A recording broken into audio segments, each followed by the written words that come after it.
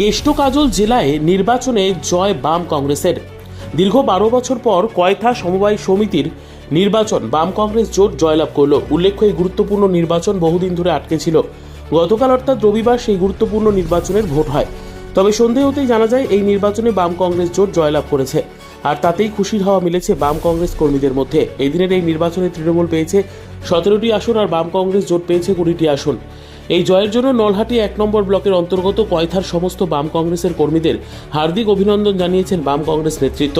তবে কেষ্ট-কাজল জেলায় হাসির মুখ ফুটল এবার বাম কংগ্রেসের। কি হয়েছে আজকে আমাদের কয়থা সমবায় যে আছে, দীর্ঘ 12 বছর ধরে এখানে কোনো নির্বাচন ছিল না। সেই নির্বাচন আজকে আমাদের যে কয়থাতে হলো, সেখানে যে দুর্নীতি, যে 12 বছর ধরে যে দুর্নীতির আখড়া করে রেখেছিল, শুধু ধরলেন আমাদের কয়থা বলে না, এই তৃণমূল সরকার যে 11 সালে আসার পর থেকে গোটা সারা রাজ্যে যে সমবায়গুলোকে আছে তারা বেআইনিভাবে ভেঙে এই সমবায়টাকে দুর্নীতির আখড়ায় পরিণত করেছিল।